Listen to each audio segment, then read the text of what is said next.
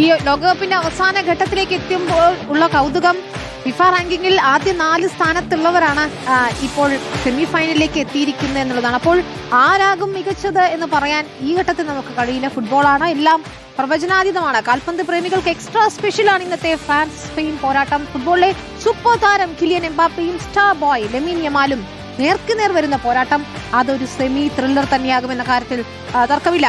Kylian എംബാപ്പയും ലെമിൻ യമാലും ഈ ലോകകപ്പിൽ Kylian എംബാപ്പയോളം നല്ല മികവ് പുലർത്തിയ മറ്റൊരു താരമില്ല എന്ന് തന്നെ നമുക്ക് പറയേണ്ടി വരും. 3 ലോകകപ്പായി കളിക്കുന്നു. ഇതിനോടകം 20 ഗോളാണ് നേടിക്കഴിഞ്ഞത്. ഒരു ഗോൾ കൂടി നേടിയാൽ ലോകകപ്പിലെ ഗോൾ വേട്ടയിൽ എംബാപ്പയ്ക്ക് മെസ്സിക്കൊപ്പം എത്താം. മെസ്സിക്ക് പിന്നാലെ എംബാപ്പെ ഉണ്ടായിരുന്നു എന്നതാണ്. ഈ ലോകകപ്പിലാകെ 8 ഗോളും നേടിക്കഴിഞ്ഞു എംബാപ്പെ. ഗോൾഡൻ ബൂട്ടിനായുള്ള പോരിലും മുൻപന്തിയിലുണ്ട് എംബാപ്പെ എന്നുള്ളതാണ്.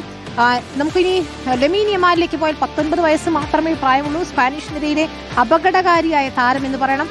ആദ്യ ലോകകപ്പാണ്. ഈ ലോകകപ്പിൽ പ്രതീക്ഷിച്ചത്ര തിളക്കം ലെമിൻ യമാലിന് ഉണ്ടായിട്ടില്ലെങ്കിലും സ്പെയിനിന്റെ താരങ്ങളിൽ സ്പെയിനിന്റെ തന്ത്രങ്ങളിലൊക്കെ പ്രധാനി ലെമിൻ യമാലാണ്. ഒരു ഗോളാണ് ഇതുവരെ നേടിയത്. പക്ഷേ യമാലിനെ കേന്ദ്രീകരിച്ച് തന്നെയാണ് സ്പാനിഷ് തന്ത്രങ്ങൾ. ഫ്രാൻസിനെതിരെ ഇതുവരെ മികച്ച റെക്കോർഡാണ് യമാലിന് ഉള്ളത് എന്നുകൂടി ഓർക്കണം. നിർണായക മത്സരത്തിൽ യമാൽ ഷോ കാത്തിരിക്കുകയാണ് ആരാധകർ. അപ്പോൾ കിലിയൻ എംബാപ്പെ, ലെമിൻ യമാൽ, 2 പുതുതലമുറയിലെ 2 പ്രധാനപ്പെട്ട താരങ്ങളുടെ പോരിനു കൂടിയായിരിക്കും ഈ സെമി ഫൈനൽ വേദിയാവുക എന്ന കാര്യത്തിൽ തർക്കമില്ല. അപ്പോൾ ഫ്രാൻസ് സ്പെയിൻ പോരാട്ടങ്ങളിൽ ഇതുവരെയുള്ള പോരാട്ടങ്ങളുടെ ചരിത്രം, നേർക്കുനേർ ചരിത്രം കൂടി നമുക്ക് നോക്കിയാൽ ആർക്കാണ് മുൻതൂക്കം? ഫ്രാൻസ് വേഴ്സസ് സ്പെയിൻ 38 മത്സരങ്ങൾ കളിച്ചിട്ടുണ്ട്.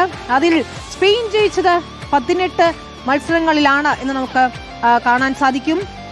13 മത്സരങ്ങളാണ് ഫ്രാൻസ് ജയിച്ചത്. സമനിലയായത് 7 മത്സരങ്ങളാണ്. അപ്പോൾ ഒരു മേൽക്കൈ സ്പെയിനുണ്ട് എന്നത് നമുക്ക് കാണാൻ സാധിക്കും. പക്ഷേ ഈ ലോകകപ്പിൽ നമുക്കറിയാം ഫ്രാൻസ് വലിയ മുന്നേറ്റമാണ് നടത്തിയിട്ടുള്ളത്. കഴിഞ്ഞ ലോകകപ്പിനേക്കാൾ വലിയ പ്രകടനമാണ് ഇത്തവണ നടത്തുന്നത്. കഴിഞ്ഞ തവണ കപ്പിനും ചുണ്ടിനുമിടയിൽ നഷ്ടപ്പെട്ട കിരീടം അതുതന്നെയാണ് ഫ്രാൻസ് ലക്ഷ്യമിടുകയും ചെയ്തത്. നോക്കൂ, നാഷൻസ് ലീഗ് സെമി ഫൈനലിൽ അന്നത്തെ ഒരു കണക്ക് തീർക്കാൻ കൂടിയുണ്ട്. അന്ന് 5-4 എന്ന നിലയ്ക്ക്, ഗോൾ നിലയ്ക്കാണ് സ്പെയിൻ ജയിച്ചത്. അതിനുള്ള ഒരു മറുപടി കൂടിയാകും നാഷൻസ് ലീഗ് സെമി ഫൈനൽ എന്ന ആവേശത്തോടെ നമ്മൾ കണ്ടതാണ്. അടുത്ത മത്സരം വളരെ പ്രധാനപ്പെട്ട ഇരു ടീമുകളും ഏറ്റുമുട്ടിയത് യൂറോ കപ്പിന്റെ സെമി ഫൈനലായിരുന്നു. അന്നും സ്പെയിനായിരുന്നു ജയം. 1-നെതിരെ 2 ഗോളുകൾക്ക് സ്പെയിൻ ജയിച്ചു. അപ്പോൾ യൂറോ കപ്പ് സെമി ഫൈനലിലും സ്പെയിനായിരുന്നു മേൽക്കൈ എന്ന് കാണാൻ സാധിക്കും.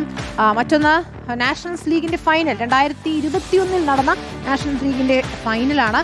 അന്ന് പക്ഷേ ഫ്രാൻസാണ് നാഷണൽസ് ലീഗ് കിരീടം സ്വന്തമാക്കിയത്. 1-നെതിരെ 2 ഗോളുകൾക്കായിരുന്നു ഫ്രാൻസിന്റെ ജയം. 2006 ലോകകപ്പ് പ്രീ ക്വാർട്ടറിൽ, അതായത് 2010 സ്പെയിൻ കപ്പ് നേടുന്നത്. അതിന് തൊട്ടു മുൻപത്തെ ലോകകപ്പിന്റെ പ്രീ ക്വാർട്ടറിൽ ഫ്രാൻസും സ്പെയിനും ഏറ്റുമുട്ടിയപ്പോൾ അന്ന് 1-നെതിരെ 3 ഗോളുകൾക്ക് ഫ്രാൻസിനായിരുന്നു മേൽക്കൈ എന്ന് കാണാൻ സാധിക്കും. അപ്പോൾ പഴയ കണക്കുകളൊക്കെ അവിടെ നിൽക്കട്ടെ. ഇത്തവണ എന്താണ് അത്ഭുതം ഉണ്ടാകുന്നത് നമുക്ക് നോക്കുകയും ചെയ്യാം. ഒരു മേൽക്കൈ സ്പെയിനുണ്ട് എന്ന് പലരും പ്രവചിക്കുന്നുണ്ട്. പക്ഷേ ഇത്തവണ ഈ ലോകകപ്പിലെ ഫ്രാൻസിന്റെ പോരാട്ട വീര്യം അത് കാണാതെ പോകാൻ കഴിയില്ല.